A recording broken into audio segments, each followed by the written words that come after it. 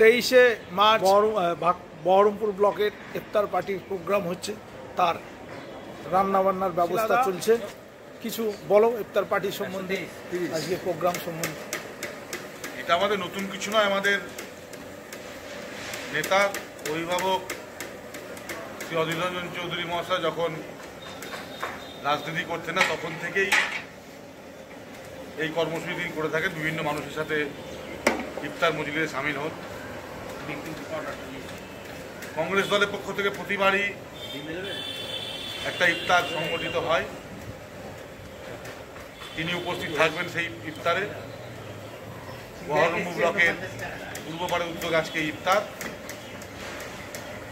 এই ইফতারের প্রতিবারের ন্যায় এবছরও সংগঠিত হচ্ছে। ঠিক আগেও এখানে ইফতার হয়েছে, আমাদের এখানে ভাকুরদে সেলিম ভাইয়ের বাড়ি, তার সামনে ইফতার হয়েছে। সেখানে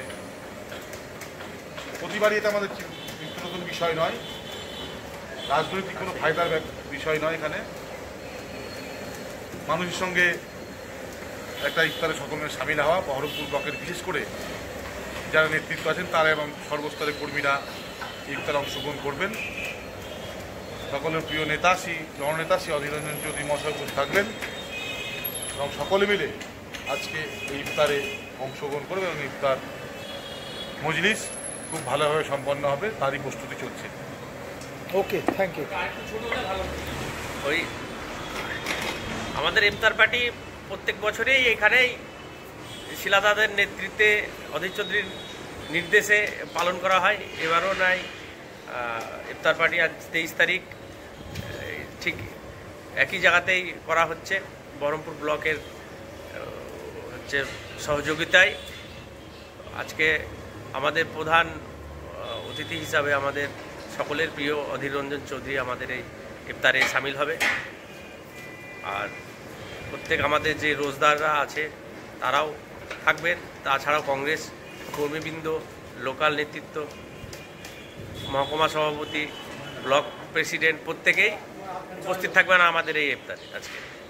ওকে, থ্যাংক ইউ। এই যে এখানে ইফতার মজলিস হবে, আপনারা দেখুন তার প্রস্তুতি চলছে, জোর কদমে কাজ চলছে।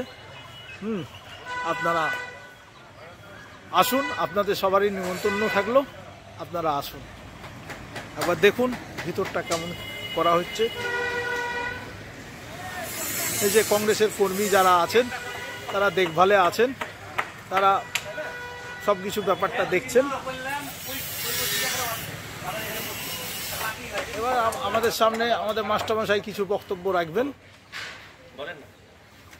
আজকে বহরমপুর ব্লক পূর্ব কমিটির পক্ষ থেকে আজকে যে ইফতার মজলিস আয়োজন করা হয়েছে, সেই ইফতার মজলিসে আমাদের প্রধান অতিথি হিসাবে উপস্থিত থাকবেন আমাদের মাননীয় সিডব্লিউসি মেম্বার তথা প্রাক্তন সাংসদ শ্রী অধীর রঞ্জন চৌধুরী মহাশয়, এবং এখানে 250 থেকে 300 জনের আয়োজন করা হয়েছে। আশা করি এই সুন্দর পরিবেশে আজকে এই ইফতার মেহফিলটা আমরা সুষ্ঠুভাবে সম্পাদন করতে পারবো, এই আশা রাখছি। ওকে, থ্যাংক ইউ।